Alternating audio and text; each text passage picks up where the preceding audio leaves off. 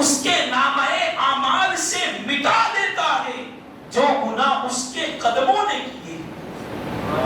تو یہ اعزاز کسی دوسری امت کو حاصل، یہ امت محمدیہ کو عطا ہوا اور سرکار کی آمد کی بدولت عطا ہوا.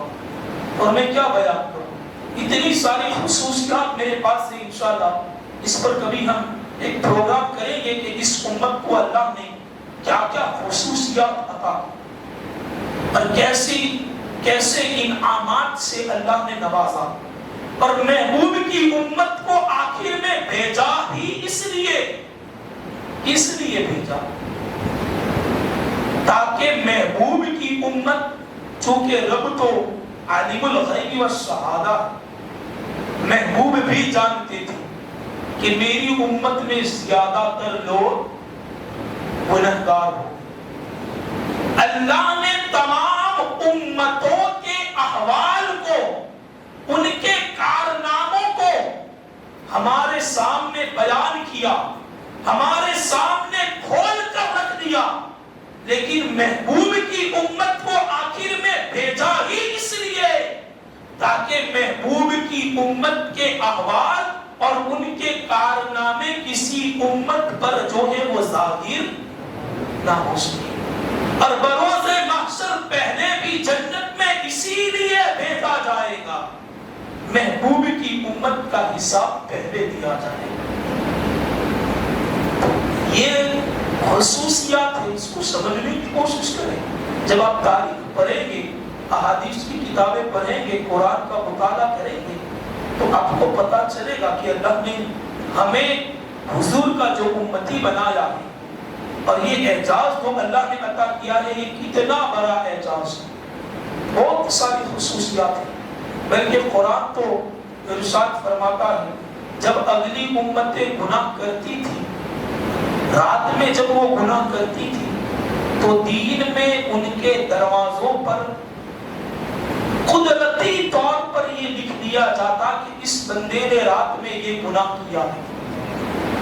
لیکن محبوب کی امت کے گناہوں کو اللہ نے چھپا رکھا ہے. ایک بندے کا گناہ کسی دوسرے بندے پر ظاہر نہیں فرمایا. ورنہ ہم کتنے گناہگار ہیں یہ ہم خود جانتے ہیں اور ہمارا رب جانتا ہے. لیکن رب نے ہماری عیب پوشی ایسے فرمائی کہ اس کو ظاہر نہیں. جبکہ اگلی امتوں کا حال کیا تھا؟ وہ گناہ کرتے تھے تو ان کے دروازوں پر قدرتی طور پر لکھ دیا جاتا تھا کہ اس بندے نے رات میں یہ گناہ کیا.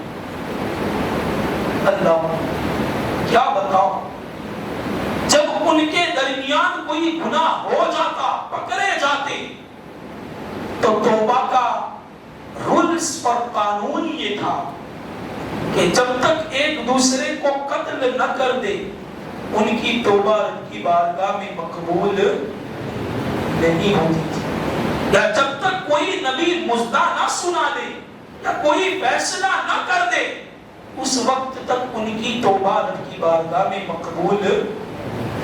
لیکن ہمارے لیے اللہ نے توبہ کا، استغفار کا اور اس سے بخشش طلب کرنے کا اللہ نے کتنا آسان اور کتنا سہل رولز ہمیں عطا کیا کہ گناہ ہو گیا، نادم و شرمندہ ہو کر مسجد میں آ جاؤ، گر گراؤ، اکیلے میں رو کر کے رب کی بارگاہ میں مغفرت طلب کرو.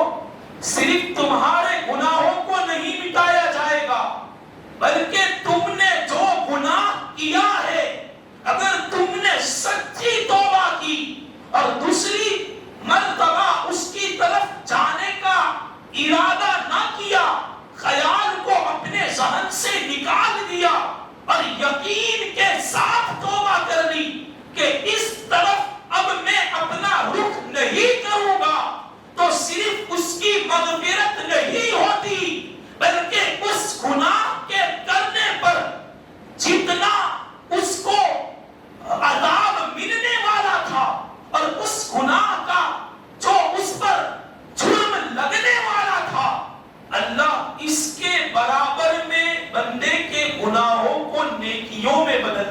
سبحان اللہ.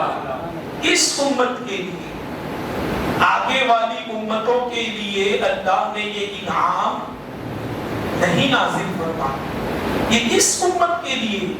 حالانکہ ان کے نزدیک توبہ کا قانون کتنا سخت تھا، ایک دوسرے کو قتل کرتے تھے تو صرف گناہ معاف ہوتا تھا، اور ہمارے یہاں صرف رب کی بارگاہ میں نادم و شرمندہ ہو جائے تو اللہ گناہ بھی معاف کر دے، اور اس گناہ کے بدلے میں جو سزائے اور جو عذاب ملنے والا تھا، جو برائیاں اس نے کی ہے، اس کے جو جرائم لکھے گئے ہیں، اس کے برابر میں اللہ بندے کو نیکیاں عطا فرماتا ہے.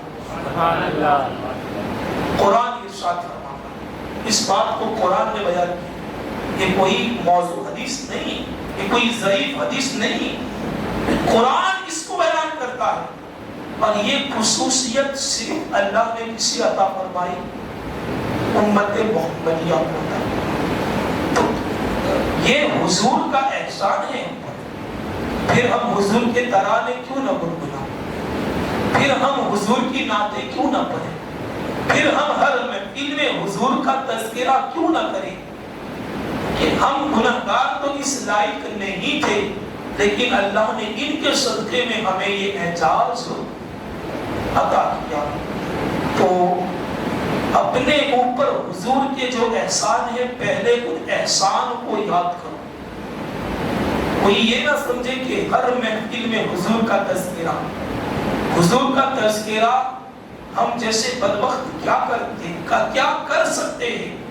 ان کی مدحت کو تو رب نے بیان کیا ہے، اور کوئی پوری زندگی بھی اگر بیان کرے تو سرکار کی مدحت کا حق ادا، سرکار کی تعریفیں ختم ہو سکتی.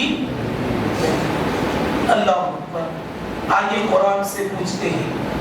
کل کی نشست میں ہم نے حضرت سیدنا سلیمان علیہ السلام کا تذکرہ فرمایا تھا کہ حضرت سلیمان علیہ السلام ایک وادی کے قریب سے گزر رہے تھے، تو آپ کے ساتھ میں آپ کا لشکر بھی موجود تھا، اور لشکر کثیر تعداد میں تھا.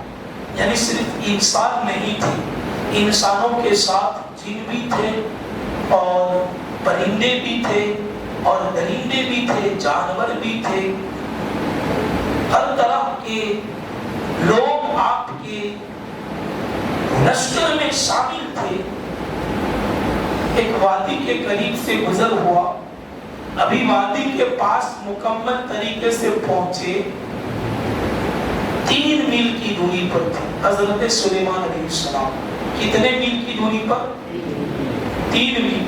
1 میل 1.5 کلومیٹر ہوتا ہے، 3 میل 4.5 کلومیٹر ہوتا ہے. چونٹی نے کیا گفتگو کی. اب یہ تو کوئی بنی بنائی تو بات نہیں ہے کہ ہم آپ کو ایسے ہی جو ہے وہ چکما دے کر کے سنا دے اور حضور کی شان آپ کے سامنے بیان کر دے. یہ نبی کی شان ہے جس کو قرآن نے بیان کیا. اور قرآن نے کیا ارشاد فرمایا؟ حتی اذا اتوا علی وادی نمل قالت نملۃ یا ایھا النمل ادخلوا مساکنکم. کہ حضرت سلیمان علیہ السلام کا لشکر جب چونٹیوں نے آتے ہوئے دیکھا تو چونٹیوں کی سردار نے تمام چونٹیوں سے، چونٹی جانتے ہو نکیری کو کہتے ہیں، تمام چونٹیوں سے کہا کہ اپنے اپنے بل میں داخل ہو جاؤ، یعنی اپنے اپنے گھروں میں داخل ہو جاؤ. کیوں داخل ہو جاؤ؟ اس لیے کہ حضرت سلیمان کے ساتھ ان کا کثیر تعداد میں لشکر آ رہا ہے. کہیں ایسا نہ ہو کہ ان کے قدموں سے ہمارا وجود ختم ہو جائے، ہم کو روند دیا جائے، اور ہمیں اس کا علم بھی نہ ہمیں علم رہے نہ انہیں علم رہے. لا یشکرون سے مراد وہ ہم کو روند دے اور انہیں اس کا علم بھی. لیکن ایسا بھلا ہو سکتا ہے؟ یہ تو ایک چھوٹی کی سمجھ ہے کہ اس نے یہ سمجھا جس کو قرآن نے بیان کیا ہے. حتی اذا اتوا علی وادی النمل قالت نملۃ یا ایھا النمل ادخلوا مساکنکم لا یحطمنکم سلیمان وجنودہ وهم لا یشعرون. یہ چونٹی کہہ رہی کہ ہم کو روند بھی دیا جائے اور ان لوگوں کو پتہ بھی نہ چلے. ایک جانور کی گفتگو، یعنی اللہ کی ایک مخلوق کی جو کہ جانور سے تعلق رکھتی ہے. اب یہی سوچ کے لوگ اس زمانے میں بھی پیدا ہوئے جو یہ سمجھتے ہیں کہ نبیوں کو ہمارا علم نہیں رہتا، ہم کیا کرتے ہیں وہ انہیں علم دیا گیا نہیں. یہ سوچ جانور کی ہے، انسان کی نہیں. جانور ہی نے، اسی چونٹی نے یہ سوچا کہ ہم کو روند دیا جائے گا لیکن سلیمان کو اور اس کے لشکر کو پتہ نہیں چلے گا. اگرچہ لشکر کو پتہ نہ چلے لیکن سلیمان کو پتہ نہ چلے، ایسا ہو سکتا نہیں ہو سکتا. وہ اللہ کے نبی 3 میل کی دوری سے اس کی گفتگو کو سن کر کے حضرت سلیمان مسکرائے. قرآن نے اس کو بیان کیا فتبسم ضاحکا من قولها. اس کی بات کو سن کر کے حضرت سلیمان علیہ السلام مسکرانے لگے. یعنی یہ چونٹی ہمارے حوالے سے کیا گفتگو کر رہی ہے کہ ہمیں روند دیا جائے گا اور انہیں پتہ بھی نہ چلے گا. وہ اس لیے یہ گفتگو کر رہی ہے کہ اسے معلوم نہیں ہے کہ سلیمان اللہ کا نبی ہے اور اللہ نے اس کو جانوروں کے اور پرندوں کے اور جنوں کے ساتھ کلام کرنے کا وصف بھی عطا کیا ہے اور ان کی بات کو سمجھنے کا ملکہ بھی اللہ نے عطا کیا ہے. یہ اس چونٹی کو معلوم. اسی طرح آج کچھ چونٹیاں پیدا ہوئی ہیں جو یہ کہتی ہے کہ سرکار علیہ السلام کو ہمارے امور کا علم نہیں دیا گیا، حالانکہ ایسا نہیں. سرکار فرماتے ہیں میں ماں کی پیٹ میں تھا تو میں لوہے محفوظ پر چلنے والے قلم کی آواز کو سنتا تھا. یہ کل کی نشست کی ہماری بات اب وہ باقی بڑھتی. چونکہ کل کچھ لوگ موجود نہیں تھے، چہرے مجھے نظر آ رہے ہیں، اس لیے اس بات کو میں نے پھر سے دہرایا. حضور علیہ السلام ارشاد فرماتے ہیں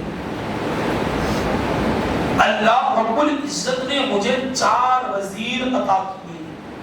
کتنے وزیر عطا کیے؟ 4 وزیر عطا کیے. 2 وزیر آسمانوں پر ہے اور 2 وزیر میرے زمینوں پر. آسمانوں پر میرے 2 جو وزیر ہیں ان کا نام ہے جبرائیل اور میکائیل علیہم السلام. اور زمین پر میرے 2 جو وزیر ہیں ان کا نام ہے حضرت ابو بکر اور حضرت فاروق اعظم. سبحان اللہ. مثال کے ذریعے سے آپ کو میں سمجھاؤں. وزیر کہاں رہتا؟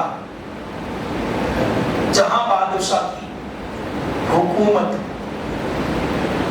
ہندوستان میں بادشاہ کی حکومت ہو اور وزیر پاکستان میں یا افغانستان میں رہے، ایسا ہو سکتا ہے؟ وزیر رہے گا وہاں جہاں اس کے بادشاہ کی حکومت رہے. وزیر بنایا ہی اس لیے جاتا ہے تاکہ اس سے مشورہ لیا جائے، اس سے رائے لی جائے اور کچھ کام اس کے سپرد کیے جائے. جو وزیر اعظم ہوتا ہے وہ بادشاہ کا نائب ہوتا ہے تاکہ بادشاہ کی غیر موجودگی میں وہ ان امور کو انجام دے جو بادشاہ انجام دیتا ہے. اب دیکھیے سرکار فرماتے ہیں میرے 2 وزیر آسمانوں پر ہیں اور 2 زمینوں پر ہیں. ایسا تو ہو نہیں سکتا کہ بادشاہ ہندوستان کا ہو اور وزیر پاکستان میں رہے. ہندوستان کے بادشاہ کا وزیر ہندوستان ہی میں رہے گا، پاکستان میں نہیں جائے گا. اور اگر پاکستان جائے گا تو پھر بادشاہ اس کو وزیر وزارت سے ہٹا دے گا. بلکہ اس کو سزا بھی دے گا. ہمارے ہندوستان کا جو وزیر اعظم ہے اس کی بات کر رہا ہوں. اگر یہاں کا وزیر پاکستان میں رہنے چلا جائے تو کیا ہوگا؟ ایک تو ویسے ہی ہمارے درمیان تعارض چل رہا ہے. اگر ہمارے یہاں کا وزیر وہاں چلا جائے تو بڑی جو ہے وہ ان کے درمیان میں بڑی گفتگو اور جو ہے وہ ان کا تعلق خراب ہو جائے گا. دیکھیے سرکار فرماتے ہیں ہمارے دو وزیر آسمانوں پر بھی اور زمینوں پر بھی ہے. تو اس سے پتہ کیا چلتا کہ سرکار کو اللہ نے آسمانوں پر بھی حکومت عطا فرمائی ہے اور زمینوں پر بھی اللہ نے حکومت عطا فرمائی ہے. ثابت ہو رہا ہے کہ نہیں؟ حدیث کو سمجھنے کی ضرورت ہے.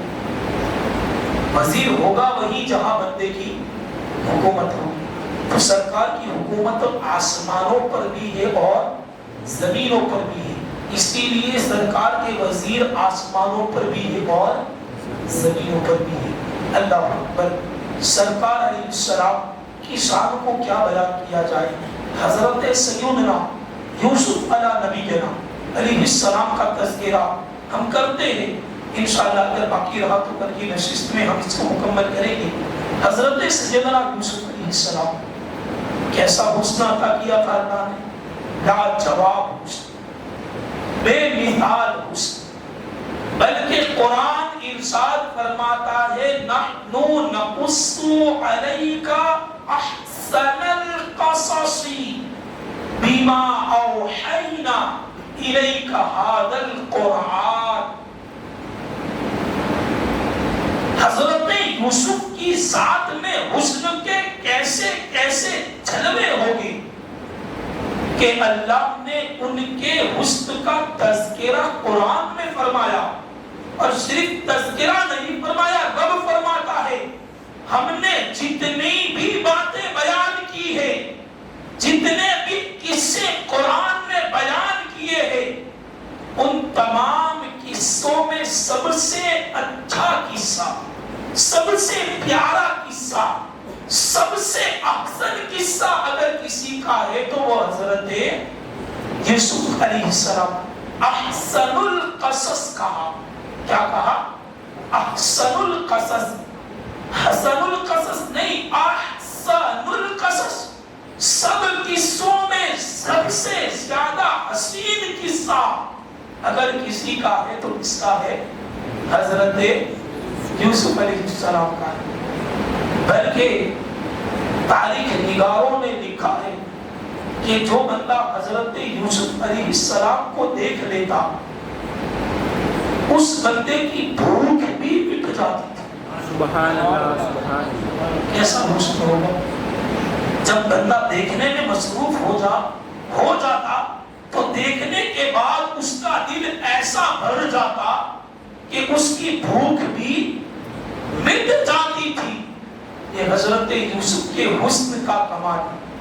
بلکہ تاریخ نگاروں نے یہاں تک لکھا ہے کہ حضرت یوسف علیہ السلام جب اپنے گلے سے بھوک نیچے اتارتے تھے تو سامنے والا بندہ اس چیز کو اپنی آنکھوں سے دیکھ سکتا تھا کہ ان کا بھوک ان کی حلق سے نیچے اتر رہا. کیسا حسن ہوگا؟ ایک شیشے کی طرح جیسا بندہ آر پار دیکھتا ایسا حسن اللہ نے حضرت یوسف کو عطا کیا. لیکن سرکار کو کیسا حسن عطا کیا؟ اللہ اکبر. حضرت یوسف کو دیکھ کر کے لوگوں کی بھوک مٹتی ہے. اور یہاں ارشاد فرمایا 70,000 پردوں میں بھیجنے کے بعد بھی جس نے اپنی آنکھوں سے حالت ایمانی نے دیکھا، سرکار فرماتے ہیں جس نے مجھے دیکھا اور مجھے دیکھنے والوں کو دیکھا. کیا فرمایا؟ جس نے اپنی آنکھوں سے مجھے دیکھا اور مجھے دیکھنے والوں کو دیکھا.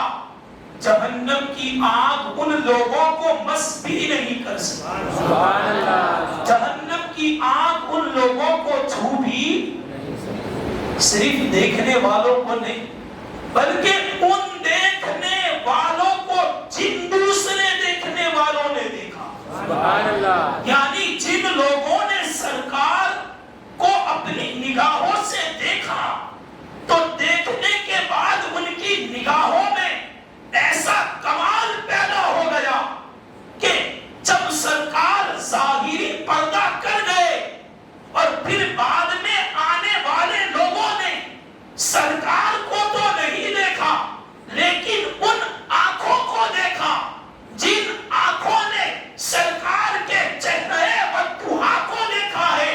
तो सरकार इरशाद फरमाते हैं उन लोगों को भी जहन्नम की आग छू सकती। इससे मुराद ताबईन है। कौन है ताबईन? किसे कहते हैं? जिन्होंने हालते ईमानी में सहाबा का दीदार किया। सहाबी किसे कहते हैं? जिसने हालते ईमानी में सरकार के रुखे ज़ेबा का दीदार किया। ताबईन कहते हैं जिन्होंने हालते ईमानी में सहाबा का दीदार किया। तबे ताबईन कहते हैं जिसने हालते ईमानी में ताबईन का दीदार किया। सुभान अल्लाह। तो ये है सहाबा, ताबईन और तबे ताबईन। ये तीन जमातें बहुत मुकद्दस है इस उम्मत में। इस उम्मत में पंजतने पाक और खुलफाए राशिदी, जो कि जमाअत सहाबा में इनका भी शुमार है। इस उम्मत में जमाअत सहाबा, जमाअत अहले बैत के बाद सबसे अफजल जमात ताबईन और तबे ताबईन किसकी है? ताबईन और तबे ताबईन। ये वो लोग हैं जिन्होंने सहाबा को देखा, और ताबईन को जिन्होंने देखा वो तबे ताबईन बन गए। और उनकी सीरत उठाओ, अल्लाह ने कैसा कमाल उनको अता किया था। आज हम तक जो कुछ पहुंचा है ये उनकी मेहनतों का समरा, उनकी मेहनतों का फल है, उनकी मेहनतों का नतीजा है कि आज इस्लाम हमारे हाथों में बगैर किसी मेहनत के आ गया। इंशाअल्लाह कभी मौका रहा तो इस्लाम यहाँ तक पहुँचाने में हमारे मुजाहिदीन ने कैसी कुर्बानियां पेश की है, और किन किन जो है वो मजालिम का उन्होंने सामना किया है, वो इंशाअल्लाह बयान करेंगे कि उनकी गर्दन पर तलवारें चल गई, बादशाहों ने उन्हें काट दिया, उनका तन से उनका सर जुदा कर दिया, लेकिन फिर भी वो इस्लाम पर मुस्तकिल तौर पर कायम रहे। उन्होंने इस्लाम और ईमान के दामन को अपने हाथ से जाने नहीं दिया, और इतनी मेहनतों मशक्कत के बाद आज इस्लाम हम तक पहुंचा। बहुत कुर्बानियां दी गई, बहुत कुर्बानियां। इंशाअल्लाह इस पर अगर पूरा महीना भी गुफ्तगू की जाए तो वो गुफ्तगू खत्म होने वाली, लेकिन बयान करेंगे किसी टॉपिक में कि इस्लाम यहाँ तक पहुंचाने में हमारे मुजाहिदीन इस्लाम ने कैसी कैसी कुर्बानियां पेश की। तो मैं अर्ज कर रहा था हजरत यूसुफ अलैहिस्सलाम, अल्लाह ने ऐसा हुस्न अता किया था।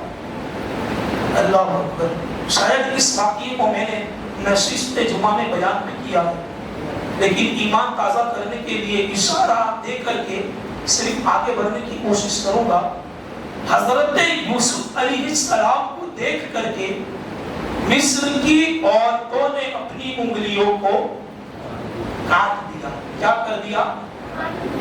और कैसे काट दिया कि उन्हें उंगलियां कट गई, कटकर नीचे गिर गई, लेकिन उसने यूसुफ को देखने में वो ऐसी मुनहमिक थी, वो ऐसी मसरूफ थी, ऐसी मशगूल थी कि नींबू काटने की बजाय उंगलियां कट गई, जमीन पर गिर गई, लहू बहने लगा, लेकिन उन्हें पता न चला कि हमारी उंगलियां कट गई। कैसा हुस्न होगा हुस्न यूसुफ। لیکن ادھر حسن یوسف ہے اور ادھر ذکر مصطفیٰ، ادھر حسن مصطفیٰ ہے، ادھر مصر کی عورتیں ہیں، یہاں مردان عرب ہے، وہاں ایک مرتبہ انگلیاں کٹائی گئی اور کاٹی گئی، وہاں ایک مرتبہ انگلیاں کاٹی گئی، اور وہ بھی ارادتن نہیں، غیر ارادتن۔ یعنی اگر کسی بندے کو پتا چلے کہ میری انگلی کٹ رہی ہے تو بندہ جان بوجھ کر کاٹے گا؟ نہیں کاٹے گا۔ ارادتن نہیں، غیر ارادی طور پر ان کی انگلیاں کٹ گئی، بعد میں پتا چلا۔ اور یہاں تو سرکار کے نام پر قیامت تک سرکار کی ناموز پر گستاخ سر کٹاتے رہیں گے۔ جب جب بھی کفر ابھرے گا اور سرکار کی ناموز پر جب جب بھی کیچڑ اچھالا جائے گا تو اس وقت اللہ سرکار کے گستاخ کو کھڑا کرے گا اور وہ قیامت تک حبیب کے نام پر سر کٹاتے رہیں گے۔ سبحان اللہ۔ ارادتن کٹائے گے، یہاں تو غیر ارادی طور پر کاٹی گئی اور ایک مرتبہ کاٹی گئی، اور یہاں تو سرکار کی ناموز پر پہرا دینے کے لیے نوجوانان قیامت تک سرکار کے نام پر اپنا سر کٹاتے رہیں گے۔ اور یہ تو نام پر ہے، وہاں تو چہرہ دیکھ کر کے انگلیاں کٹی تھی، یہاں چہرہ دیکھا نہیں، پھر بھی غازی ممتاز نے گستاخ رسول کے سر کو اڑا دیا، غازی علم الدین نے گستاخ رسول کو زمین بوس کر دیا۔ اٹھاؤ نا غازیوں کی تاریخ، پڑھو نا غازیوں کی تاریخ کہ کیسے کیسے مجاہدین اسلام پیدا ہوئے ہیں جنہوں نے سرکار کی ناموز کی خاطر سولی پر چڑھنا پسند کیا، لیکن سرکار کی شان میں کوئی بکواس کرے، سرکار کی شان میں جو وہ کوئی گستاخی کرے، ان الفاظ کو گستاخ رسول نے کبھی برداشت نہیں کیا۔ تو حضرت یوسف علیہ السلام کا حسن تذکرہ ہو رہا، انگلیاں کاٹنے والی عورتیں میرے پیاروں کوئی فاحشہ عورتیں نہیں تھیں، عام عورتیں نہیں تھیں جن کی انگلیاں کٹ گئی، یا وہ بازاری عورتیں نہیں تھیں کہ جن کا پیشہ ہی یہ ہوتا ہے کہ وہ کسی بھی مرد پر فدا ہو جاتی ہے، وہ کوئی بازاری عورتیں نہیں۔ قرآن نے ان کو شریف گھرانے کی عورتیں کہا ہے۔ ان کی شرافت، ان کی پاکیزگی، ان کی نظافت، ان کی طہارت کا تذکرہ کس نے کیا ہے؟ قرآن نے کیا کہ وہ کوئی عام عورتیں نہیں بلکہ وہ پاک گھرانے کی شریف خاندان کی عورتیں تھیں۔ اور پھر کیسے کاٹی انگلیاں، انشاءاللہ اس کو کل کی نشست میں ہم مکمل کریں گے۔ اللہ رب العزت ہم سبھی کو حضور علیہ السلام کی سچی پکی محبت عطا فرمائے، ہمیں اور ہماری نسلوں کو اللہ رب العزت محب رسول، محب اہل بیت اور محب اصحاب رسول بنائے۔ السلام علیکم ورحمۃ اللہ وبرکاتہ۔